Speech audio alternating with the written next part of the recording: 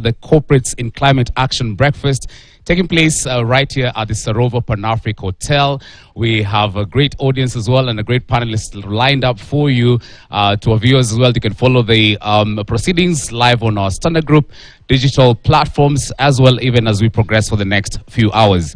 My name is Laban Cliff. I'll be your facilitator for this session, joined by an exciting team right here at the Pan-Afric. So I want them all to please give a round of applause to our audience that has joined us as well. To our Honorable Cabinet Secretary in the Ministry of Environment and Forestry, that's Mr. Kiriako Tobiko, who will be your chief guest today, has joined us today as well. This is a joint initiative by the Standard Group and the Kenya Climate KCIC Consulting, that's the Kenya Climate Innovation Center. Honored and glad to be here. This breakfast has also been brought in a great partnership as well with NetFund. We have WWF Kenya, and we also have KEPSA, and of course the government of Kenya. As we go along, you'll see different participations and different conversations as well taking place, which of course will endear us into having an action point as well towards the end of the breakfast. It's all roads leading towards COP27 in Egypt. The conversation will take place looking at matters, looking at environment, what we've managed to achieve around different areas, and different conversations around COP26 and what you actually learn from that and what we can actually get in for COP27. It's also a pleasure to notice that we have various participations as well from international organizations as well. And we welcome your feedback and we welcome your comments even as we proceed. Without further ado, as I said, the journey towards COP27 has also been greatly organized with the great input as well from the Kenya Climate Innovation Center. A gentleman who has been quite the focal point of this is none other than Dr. Edward Mungai, who's the lead consultant there. I now want to welcome him on stage to give his opening remarks, and then we shall proceed. Please, a round of applause to Dr. Mungai.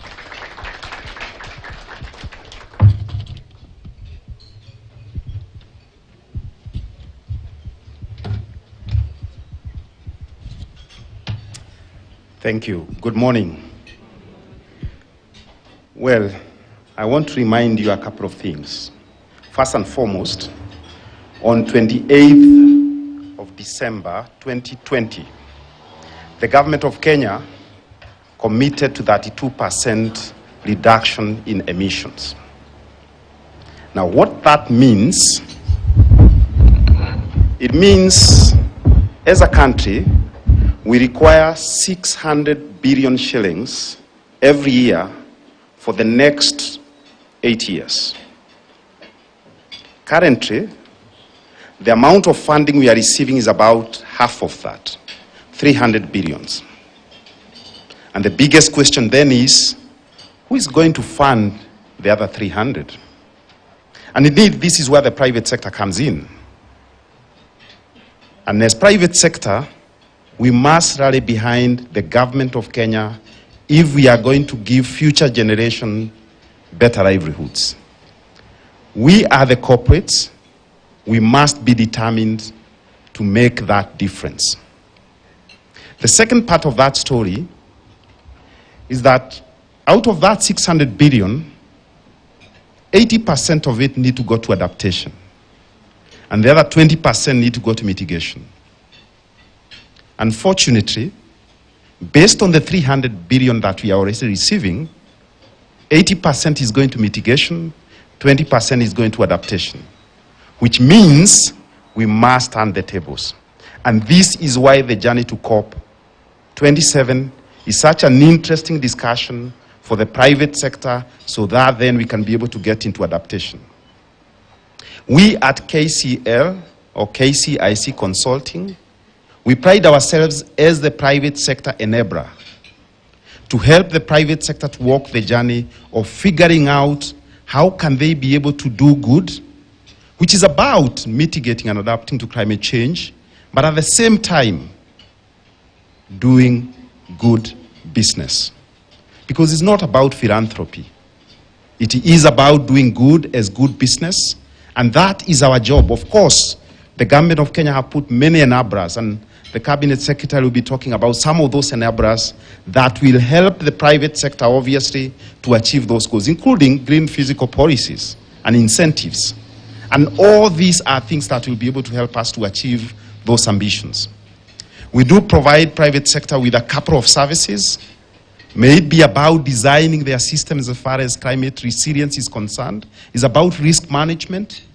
It's also about, thinking about their strategies and how can they be able to reap most benefit from issues of climate change. It's therefore our honor, to first and foremost be organizing this, and as a continuation of last year, to continue making commitments, as an organization, that we will be there to help future generations, of course, to have better livelihoods, considering the amount of funding that is required. It is all about adaptations, friend, and let's make that difference. Let us go the adaptation way, and that way, we will make our country a better place. Thank you.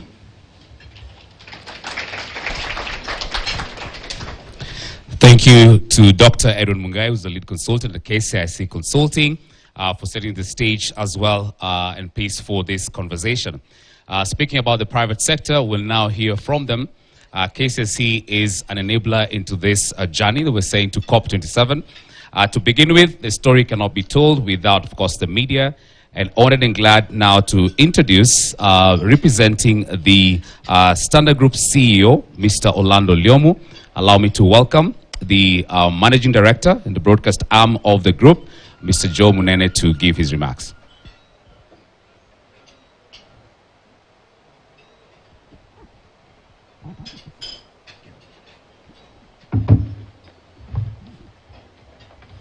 Morning.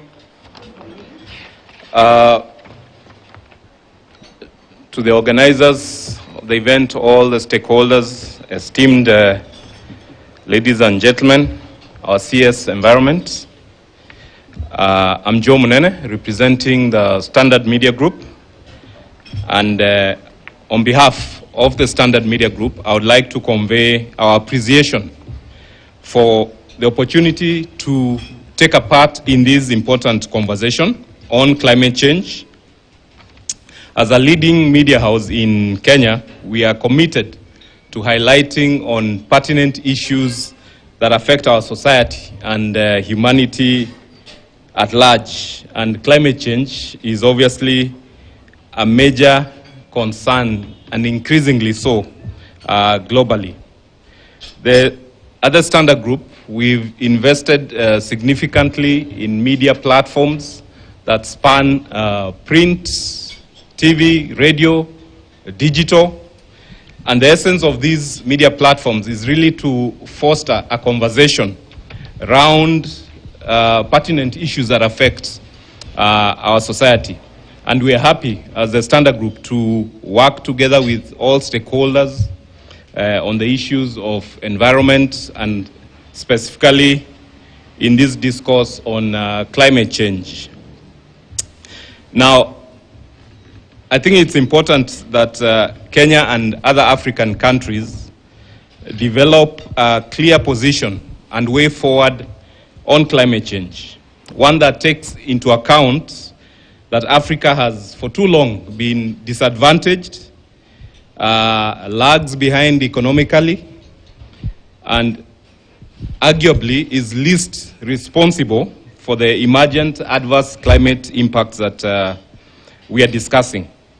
And so even as we deliberate on climate change, it's important that we craft policies and approaches that do not serve to pull Africa or keep Africa behind. And it's important for African nations, through institutions such as the AU, to take their rightful place so that we are not looking at prescriptive approaches from outside of Africa, but for Africa to take its rightful place at the negotiating table so that the best interests of African nations in this conversation are articulated and factored on the agenda. And we appreciate that forums such as this is an opportunity for us to come and speak and deliberate on these issues in a way that allows our voices to be heard and our perspectives. So as a media house, Standard Group is committed to fostering these conversations and deliberations such that we allow for all perspectives on these climate change issue to be evaluated, and the aim being that the most optimal and positive and actionable initiatives are developed out of the conversations that we have. And as a media house, we welcome engagements with all the stakeholders here to be able to further on this agenda. I thank you, and we look forward to a fantastic session. Thank you. Thank you, sir, for the commitment as well. And you'll notice the various partners will have various roles to play. In media now, we're advancing the conversation on climate change. And now, looking at climate financing as well. And what better person to speak to us than the CEO of NetFund, Mr. Samson Tonoik, inviting him over as well to give his remarks.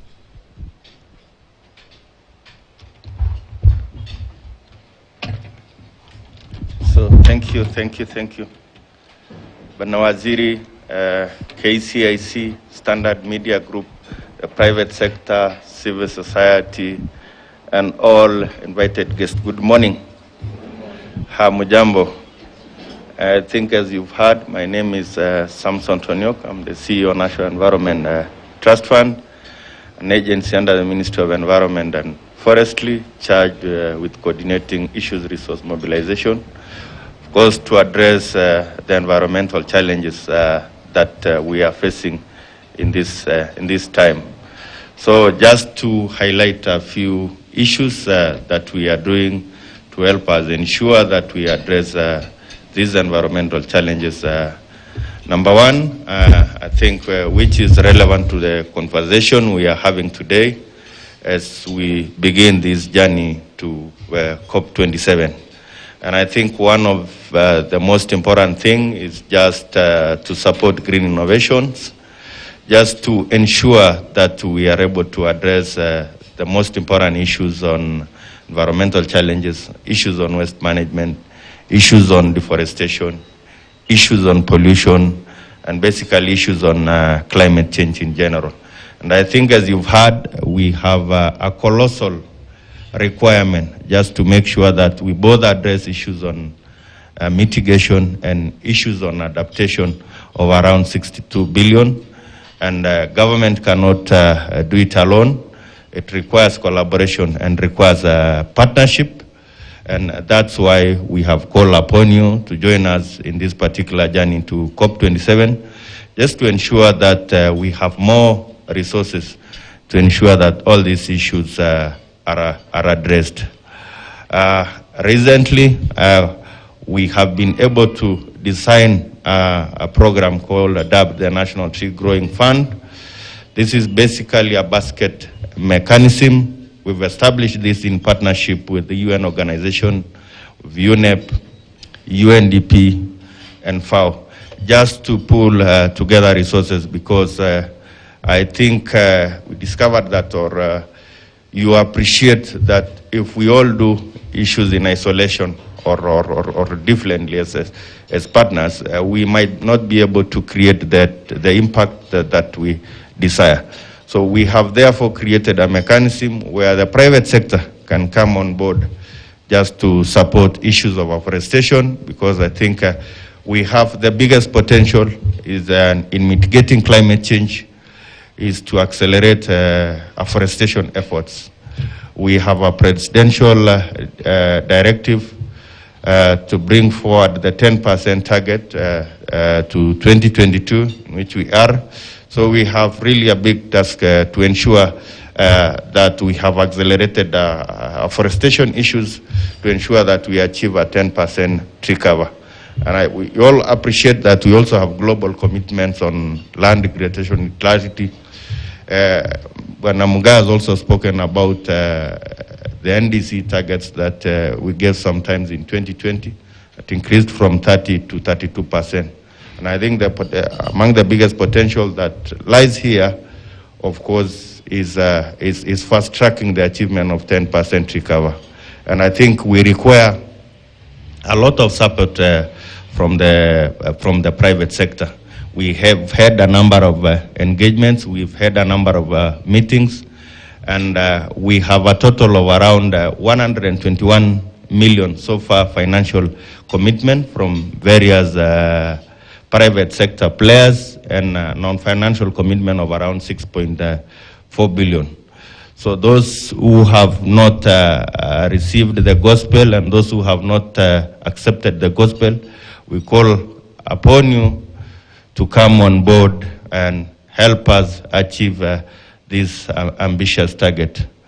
I'll also speak about a few issues on green innovation. I think we need to encourage the youth, and we need to encourage them to come up with innovations, to come up with creative ways of addressing critical environmental challenges. We appreciate that we have issues on waste management, we have issues on agribusiness, we don't have sufficient food, so we have to come up to creative ways, and the reason why we don't have sufficient food, one of them, of course, is because of the effects of climate change.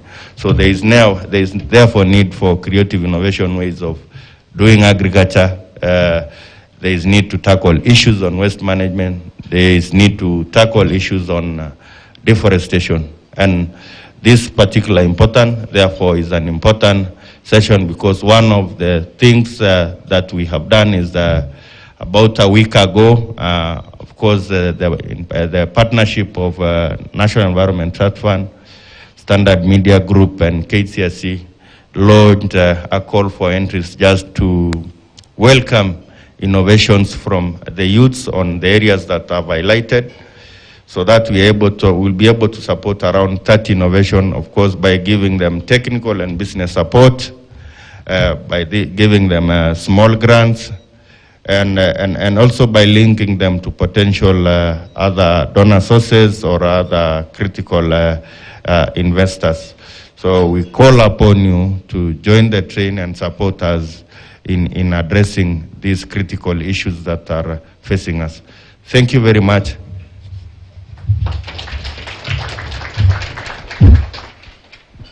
Thank you.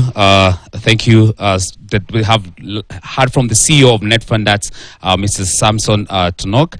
We appreciate the support we're getting as well from your office, and later on as well we'll be hearing from the principal as well in the team, that's the Cabinet Secretary, Mr. Kyriako Tobiko, later on.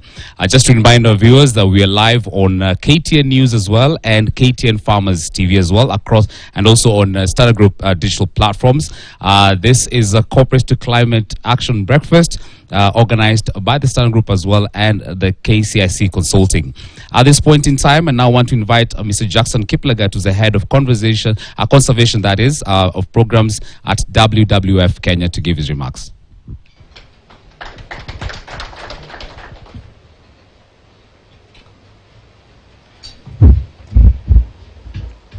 Thank you very much, and the CS Ministry of Environment and Forestry, Honorable Kyriako Tobiko, the lead consultant at the CIC, Dr. Mungai, all the CEOs from government agencies and the corporate sector, distinguished guests, ladies and gentlemen. I think this forum is a very important one.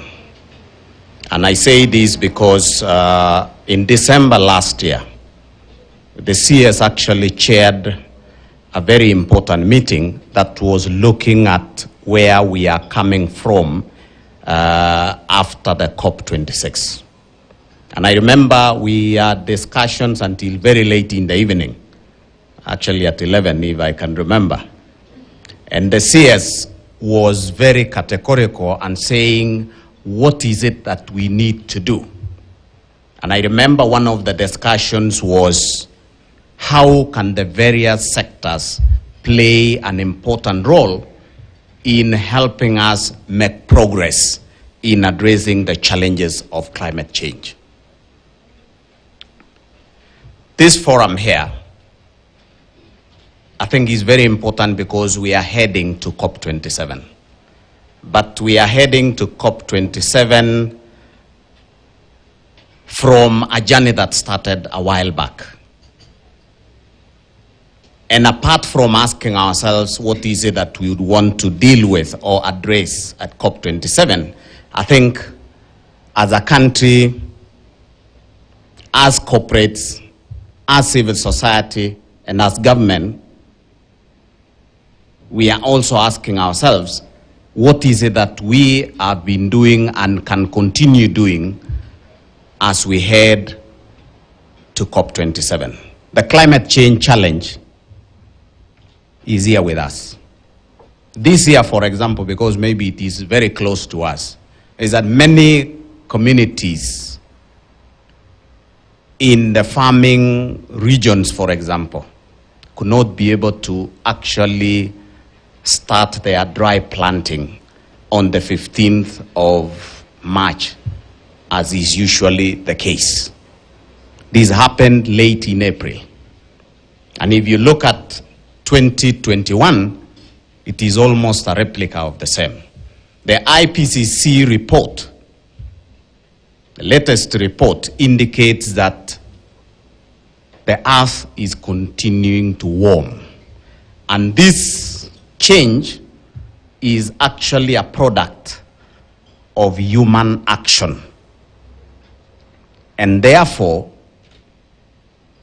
this action is left to each one of us in the various sectors. So I ask myself, for example, so because this is a corporate sector discussion today, what can we do from the corporate sector to be able to respond and be able to take our share of actually responding to this challenge?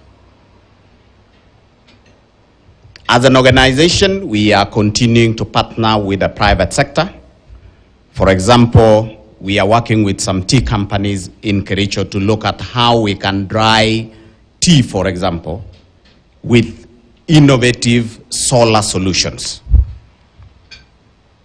We are working with communities at the coast and the private sector to see how cold rooms can actually benefit from the solar facilities and the innovations that exist.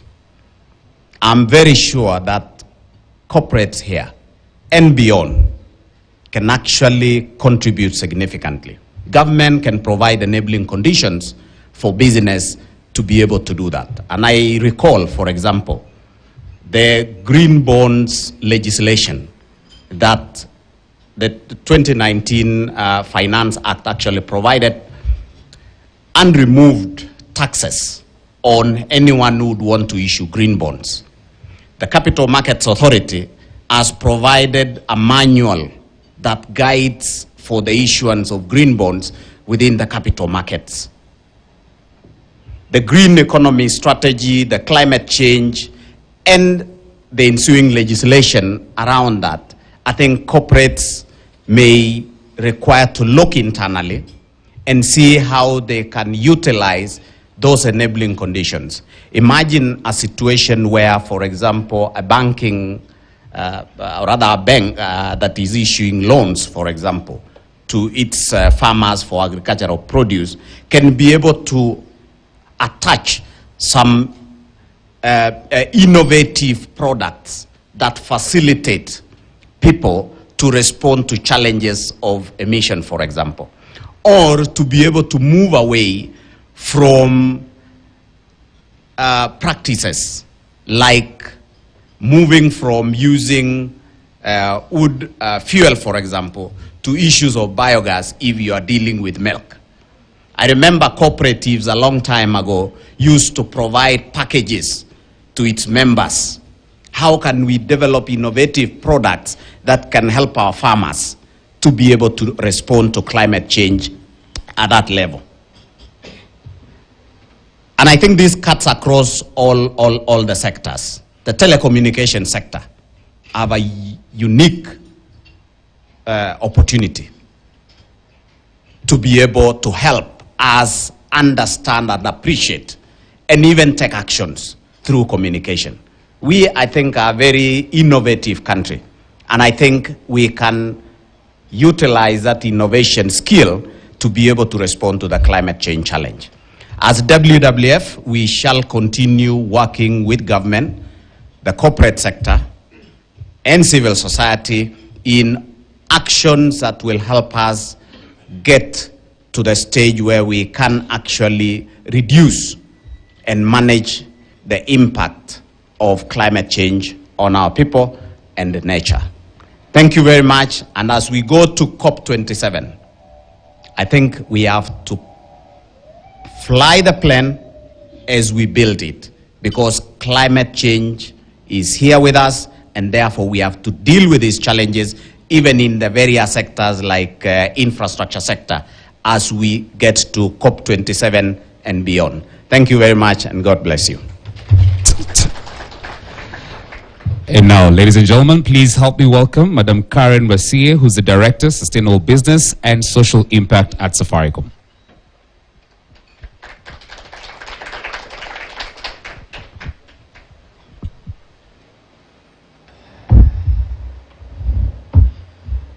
Our chief guest, Honorable Keriako Tobiko, Cabinet Secretary, Ministry of Environment and Forestry, CEOs, directors, and other lead representatives of private sector, fellow speakers, invited guests, ladies and gentlemen, good morning.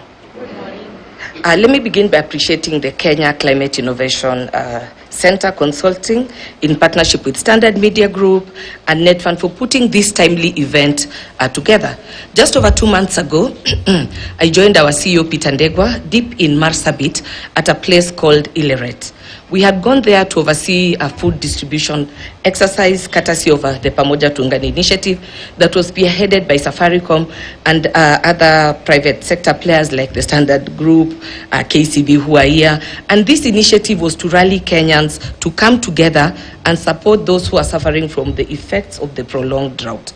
While there, we came face to face with the stark reality of the effects of drought coming across fellow Kenyans like you and I, queuing for hours at the chief's camp, waiting for food donations.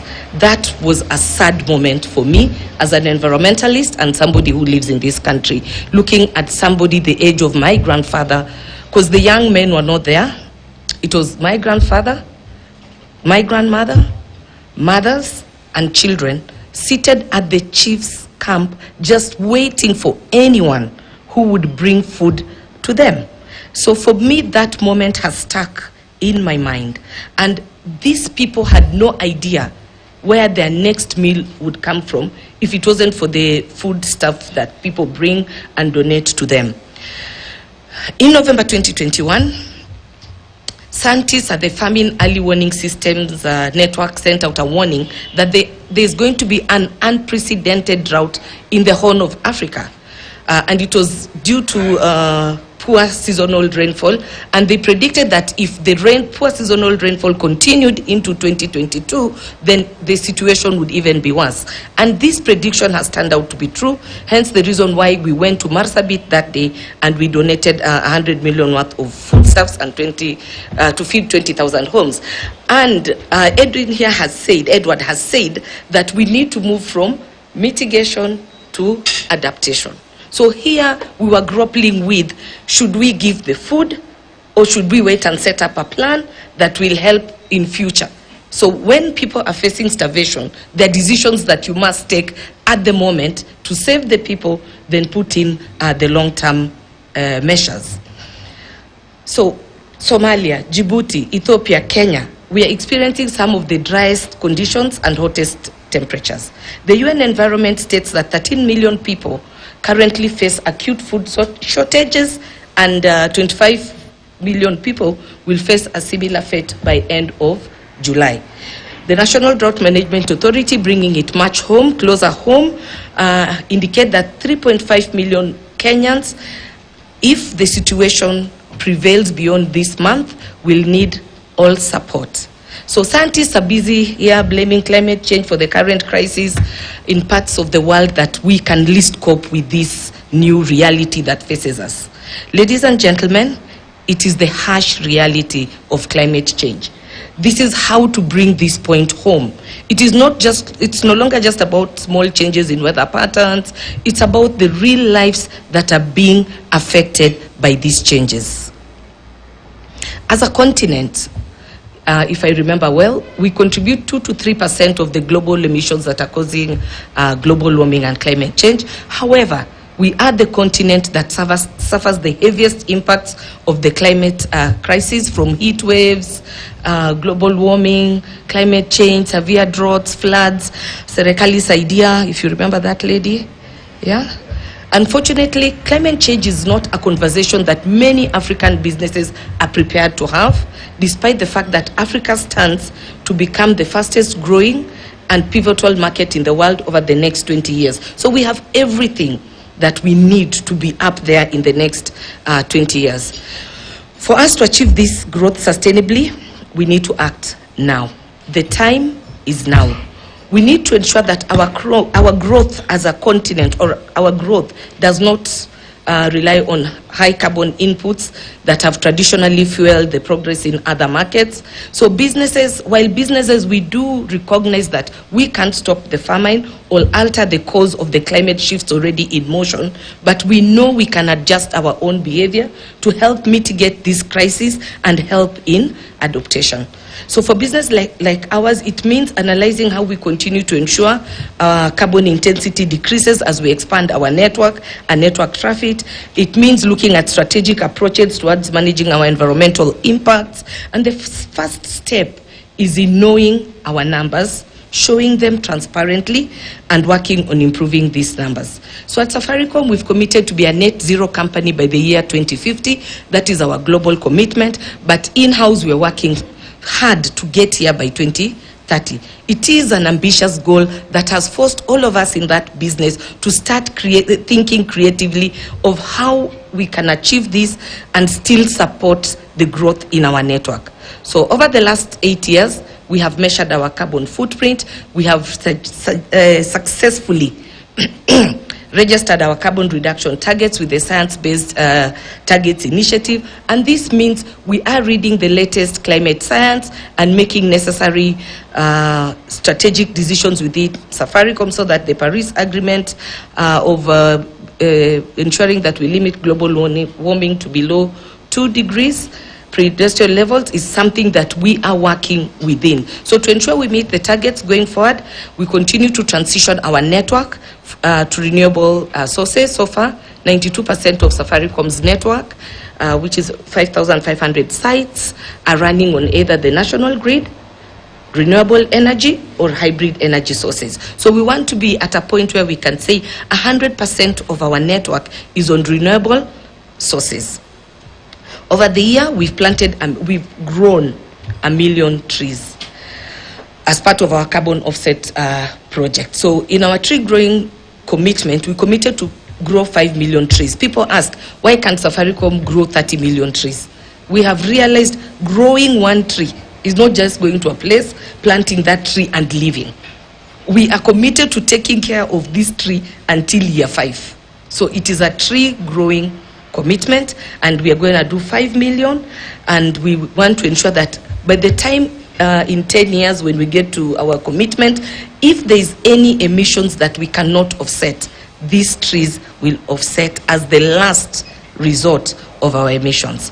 What have we done for Kenyans? Together with them, Copper Solar, we've been able to power 800,000 households, impacting 3.3 million lives, resulting in over 1.7 tons of avoided emission by just ensuring that we have copper solar in the homes. How did we start this discussion in-house? We developed an individual carbon calculator for each and every employee at Safaricom. Some of these theories at work cannot sink in if the employee does not appreciate their own footprint. So every employee in Safaricom can look at their carbon emissions on a day-to-day and then make a decision from their own perspective. Then they'll be able to support our net zero climate initiative once you see that you also have your own footprint. The regulator did not ask us to do this as a business. We did it because we understood that environmental considerations are part and parcel of our business sustainability and success. We as a business strongly believe we cannot thrive when society around us is not thriving. That's why we make certain decisions. The other thing we are looking into the future is decarbonization of society via our products and services. And yes, indeed, we do sit as a technology company, and I like what the gentleman from WWF said, we do sit at a good place to offer technology that can help decarbonize society. However, we cannot do this alone. That is why we are happy to be one of the companies in this room, and also to be one of the companies that has formed the Africa Business Leaders Coalition under the United Nations Global Compact, and we are out to advance climate action and sustainable growth across the business. So we are a company, we are a group of almost 12 CEOs who have started the journey, and we want other African companies. So here we've been working on Kenya, but we've elevated the platform to Africa, and we are focusing on COP27, where the leading African CEOs and board chairs will have a conversation and will have the voice of Africa. COP27 cannot be in Africa, and we listen to every other person talking, as opposed to us as the people on the continent strongly leading from private sector, from non-governmental sector, and from the government. As I conclude, ladies and gentlemen, there's an African proverb that says, "Do not call the forest that shelters you a jungle." This loosely translates to, do not insult someone who's taking care of you. We all need to appreciate the natural resources that we are endowed with. We all should take our social and moral responsibility to manage our environmental impacts seriously, so that we ensure that this one planet that is taking care of us will also take care of future generations. Thank you so much. Thank you very much, Karen. Well put, and of course giving a case study from your perspective as well at Safaricom. It's indeed a pleasure to see corporates coming onto the table. I think that's a great ambition that KCSA Consulting has, of course, together with the Stana Group. At this point in time, I just want to recognize, not to mention names, but also various other corporates who are here and potential partners who are going to work in this journey to COP27. So just mentioning names as well. We'll hear from, of course, the umbrella body, that's KEPSA. But allow me to just quickly mention, and then you all give them a round of applause. We have BAT Kenya, a round of applause to them as well. Of course, Safaricom represented. We have KCB represented. We have Airtel represented. I'm told Highlands Water are here as well. We also have Biofoods. It's indeed a pleasure to see Biofoods here. We also have of course, apart from the large organization, we have the SMEs as well. And it's indeed a pleasure, and later on I'll be recognizing them as we go along. So at this point in time, to our viewers as well, of course, who are joined us online under the hashtag Journey to COP, you'd realize this is not a Kenyan conversation, and we have various participation as well, as I said, for various partners, not only in Kenya, but across the world as well. Speaking about financing and speaking about corporates coming onto the table and various developmental partners, we're honored to have the African Development Bank full on as well with this journey to COP. To represent, of course, the team, we have Olofunso Somorin, who's the Regional Principal Officer at the Climate Change and Green Growth. That's at the East African Regional Development and Business Delivery Office, to give an Africa-wide perspective as well. Over to you, sir.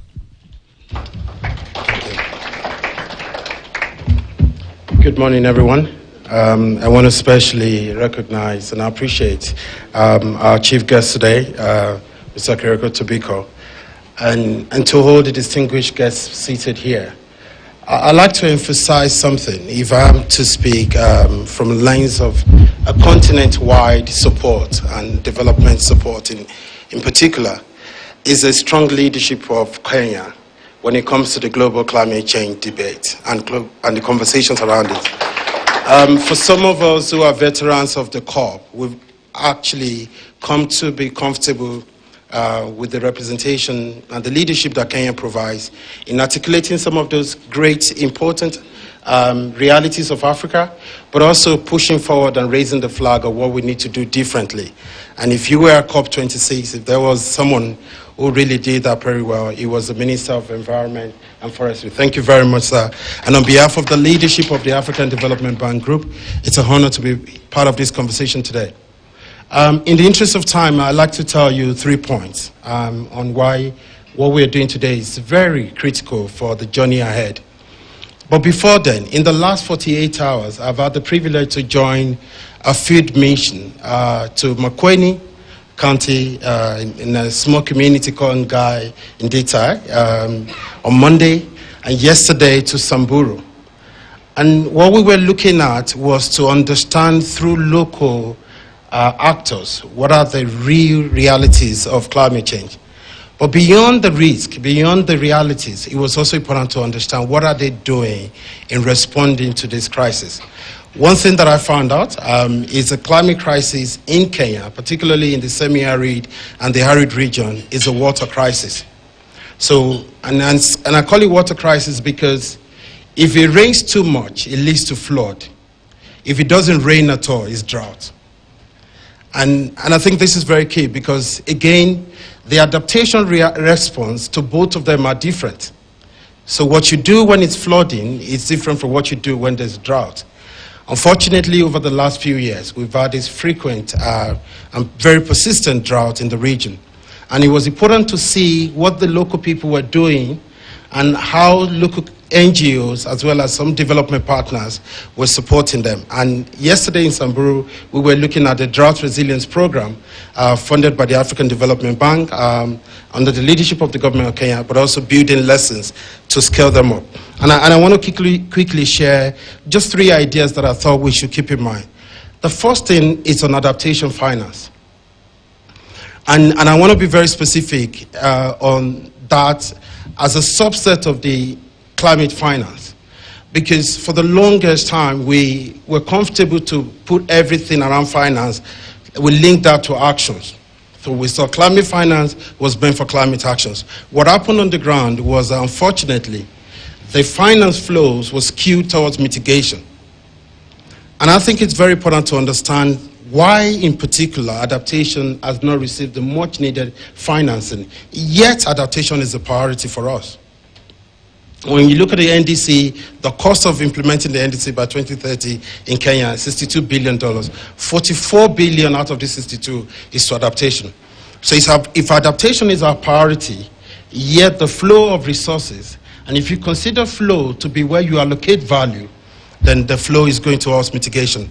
And it needs a deliberate reaction for us to be able to turn the table that my dear brother, Dr. Mugai, talked about. And I think for us at the African Development Bank, over the next 10 years, we have built our climate strategy and policy around adaptation. Not that we won't do mitigation, but we want to see mitigation to the extent that it supports adaptation on the ground.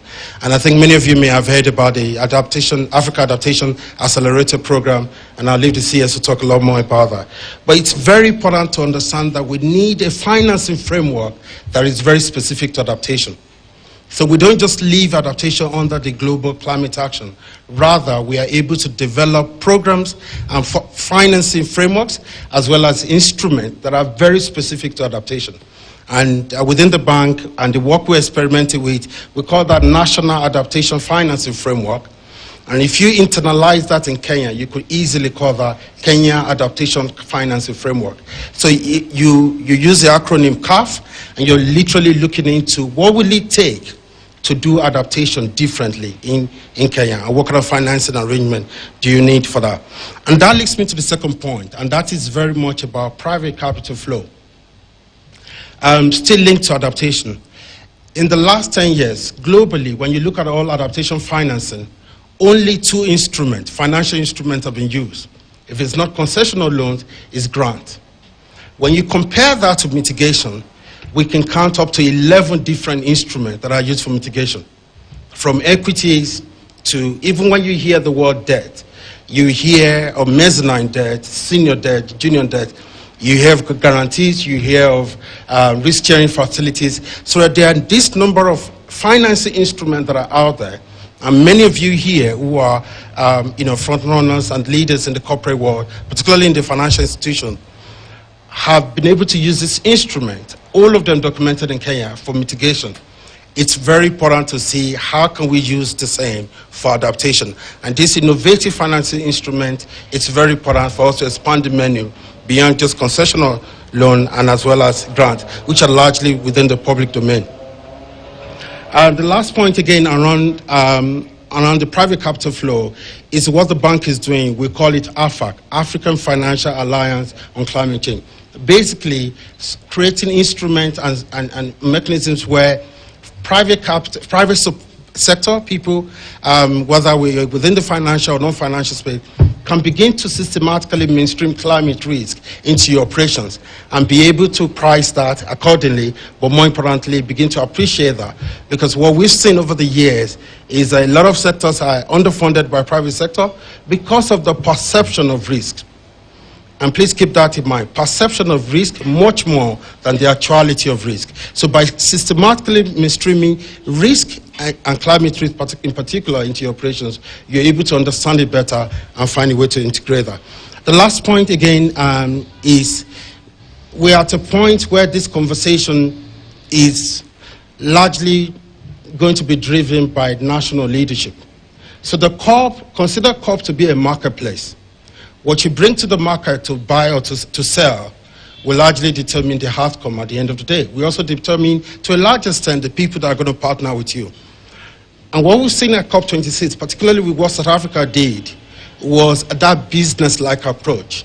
And we want to really encourage that within Kenya as well, that the next COP should be seen as a marketplace where we can push forward our long-term development planning that is very much climate resilient and following a pathway of low carbon development. And that requires this partnership that we're talking about here.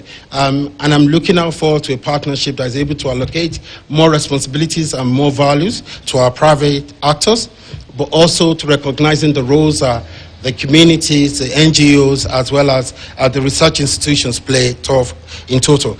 I'd like to end by saying that the bank is a partner of choice. We have, over the last many years, worked in Kenya, and we continue to enjoy the good partnership that we have.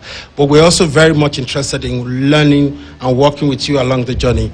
And if there are opportunities for us to deepen this partnership, we'll be very much happy to embrace them. Thank you again, and we're happy to be here. Thank you. We appreciate the support we receive as well from the African Development Bank. And as I said again, this is indeed a continental conversation that we cannot really afford to only have in the country, of course, only regionally, but across Africa. At this point in time, ladies and gentlemen, you allow me to just quickly kind of make a switch on the program.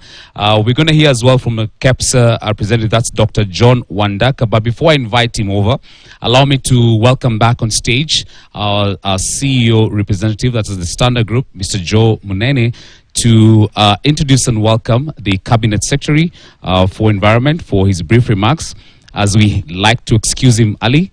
And then we'll also have a representative of the CS on the panel, that's Dr. Ogola, much later on. So, Joe, over to you.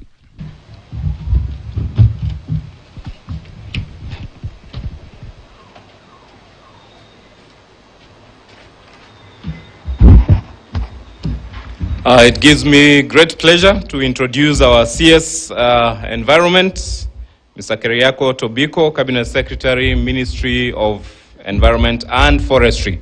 Let's welcome him with a hand clap. Karibu sana.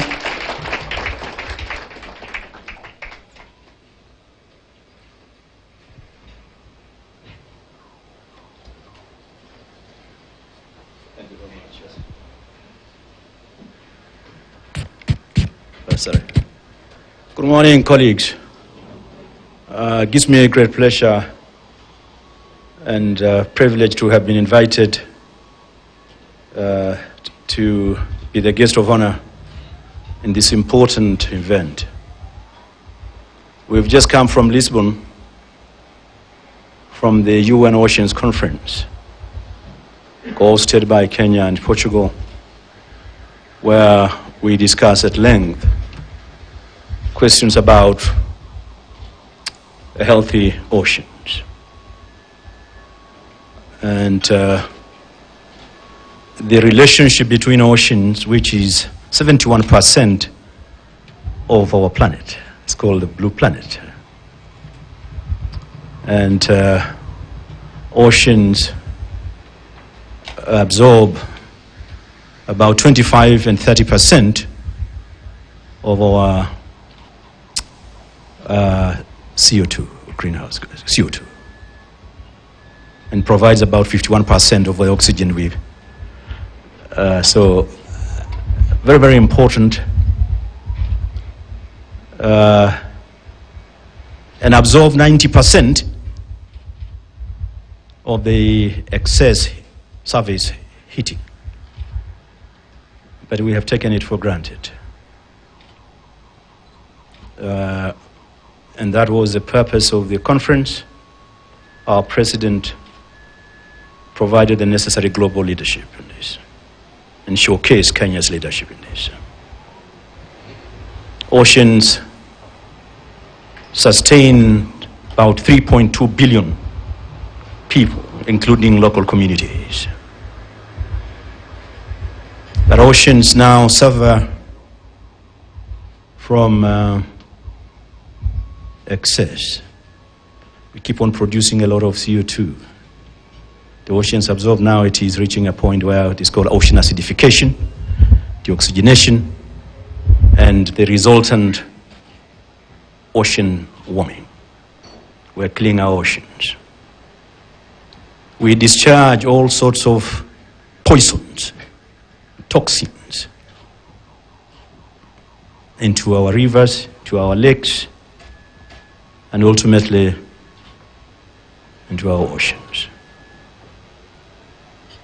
We killed marine life, fisheries, aquatic life.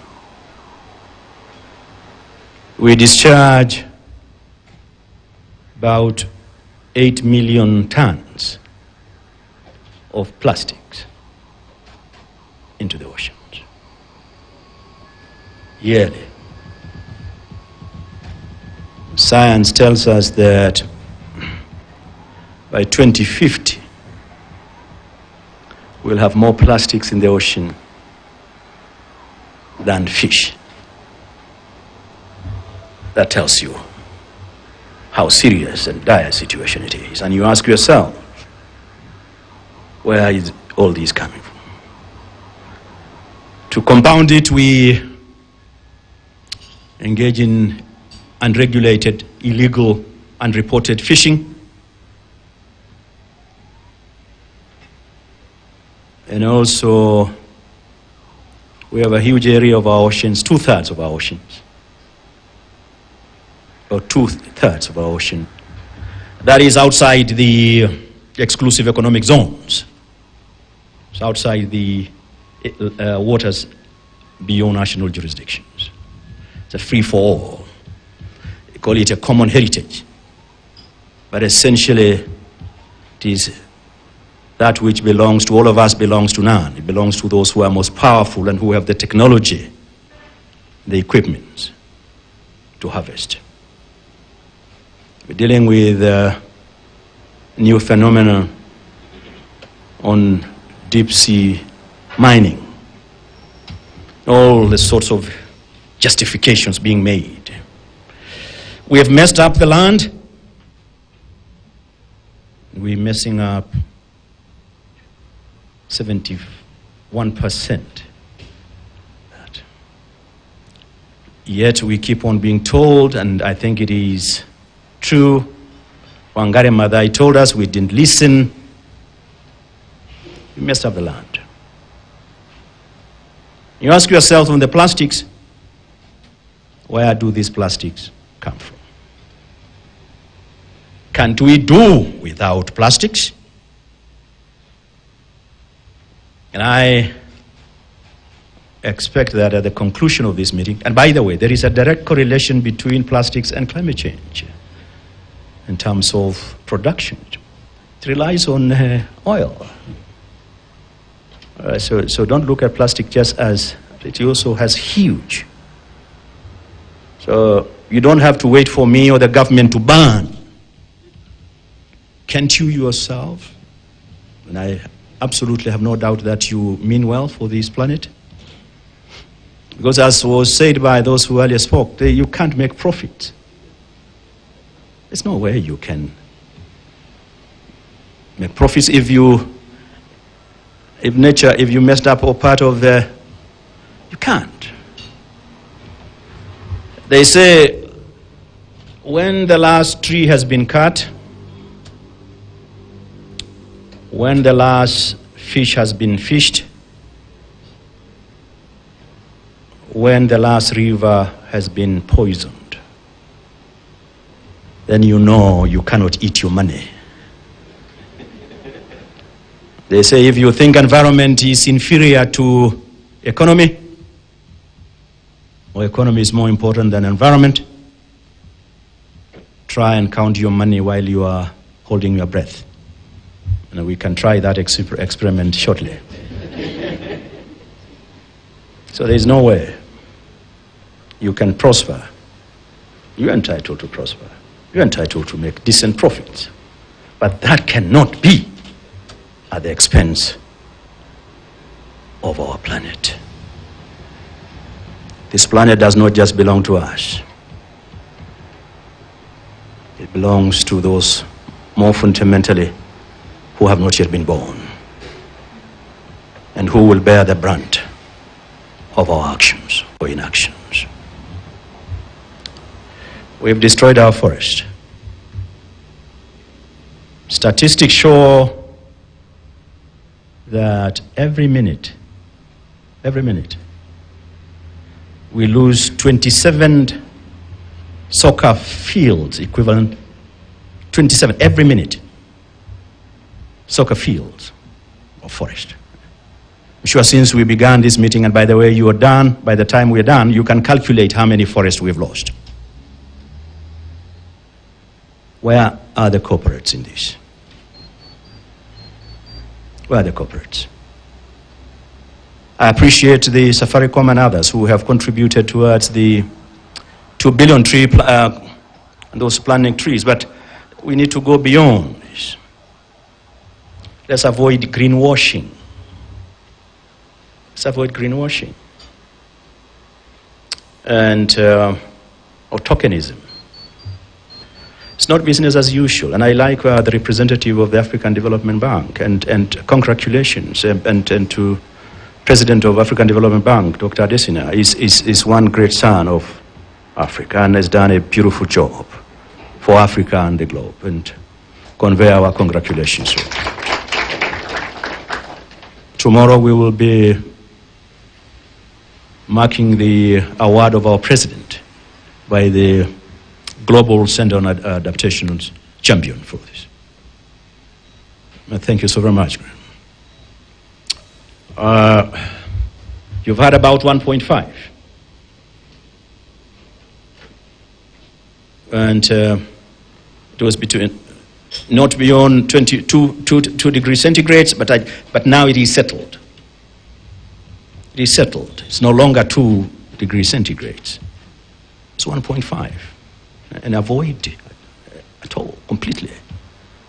Because there is now an attempt to take liberties and adjust. And particularly because of Ukraine war has become an excuse by our friends, the developed countries that contribute 85% of the global greenhouse gases emission, and that control 85% of the global GDP. So 1.5 is settled, and now you see moving towards COP27. Actually, it was settled in COP26. You're now here, and you will be hearing a lot as we go to COP27. I'm sure my colleagues. Oh, you know, there's an exceptional occurrence. We are no longer talking about climate change. We are talking about climate emergency, climate crisis. Antonio Guterres rightly described it as code red for humanity. And lately, the last IPCC report says our house is on fire. So our house, our planet is on fire. So business as usual must be avoided. These are exceptional, extraordinary situations that require extraordinary interventions. And government alone cannot deliver. No one should be left behind. Corporates and media, and thank you so very much for the Standard Media Group and KCIC Consulting and all those partners. It's important. You know, no country is immune from the dire consequences and effects. I mean, you can just, you're talking about heat waves in Japan, heat waves and extreme temperatures in India and Pakistan, forest fires in Australia, now floods in Australia, the melting glaciers and Alps, mega droughts in the US and Europe, and of course in Africa. And as the representative of the African Development Bank says, for Africa we cry when it rains, we bleed when it doesn't rain. For Africa, 1.5 is not a magic number. It's a matter of life and death for us. We've done as Africa, as Kenya. And here it's not about trying to apportion blame, but I think facts have to be said, and we have to have honest discussions. Those who bear the greatest responsibility historically and present have a responsibility to help those countries that to follow a low carbon development pathways. That's not happening. You have heard about the 100 billion pledge, 13-year-old. It's not much money. It's an issue of trust. So there is hypocrisy. The developed countries now are going back into leasing more land, including offshore, for drilling, including the US. And they keep on pontificating, patronizing us. So we need a candid discussion. Africa contributes less than 5%. Kenya, less than 0.1%. But that affects about 5% of our GDP. It tells you. So these are serious issues. But let's not just look at climate change or climate crisis alone. We have to link it up with the other crises that are interconnected. We're dealing with land degradation and ecosystem degradation. It's important.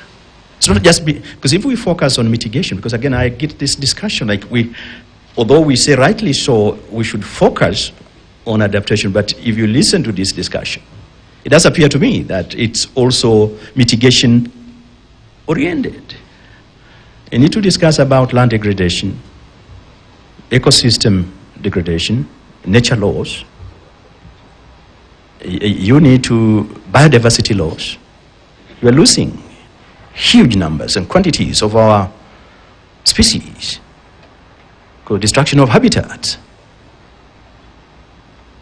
waste, and pollution, including we have poisoned our rivers.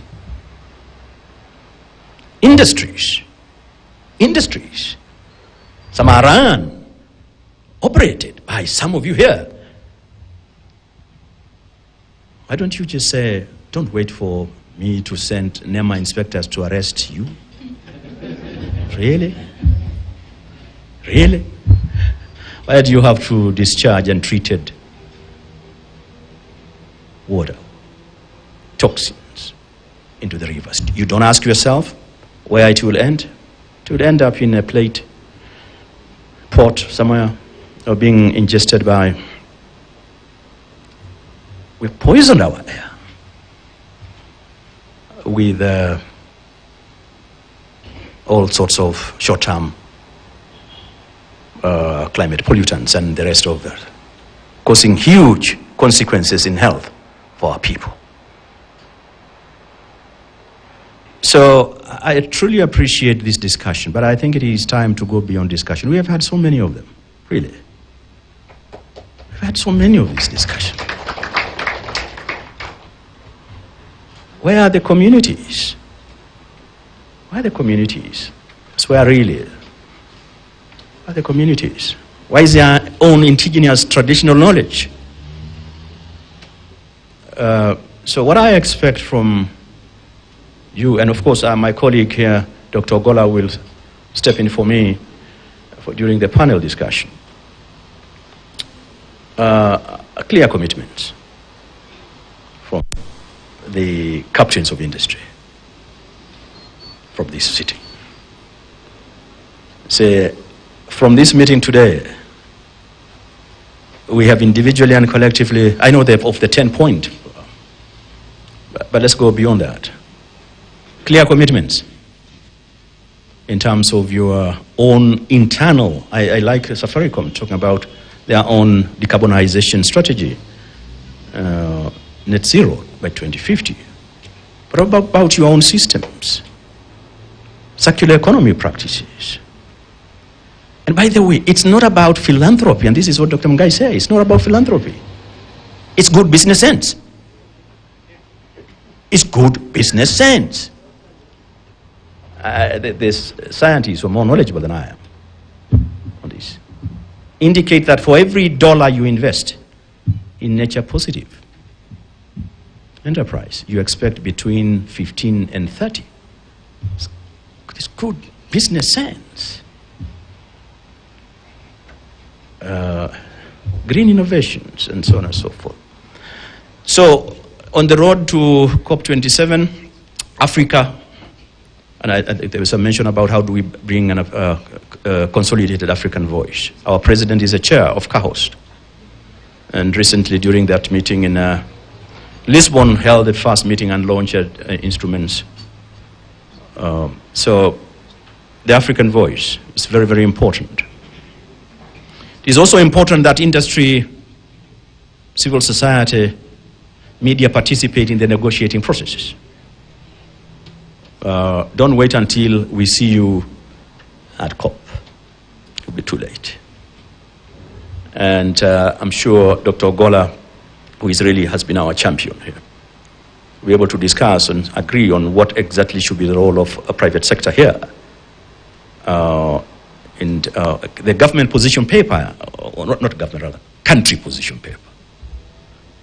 Country position paper should be all-inclusive, not just government. And the negotiators. I know in COP26 we actually had the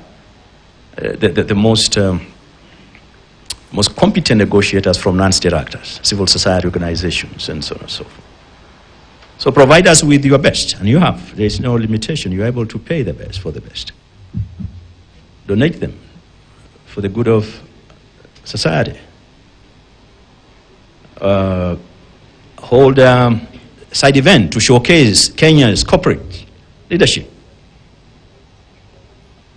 There are meetings now, regional meetings within the East African Community region, within the IGAD, within ECOWAS, and other regional blocks within Africa.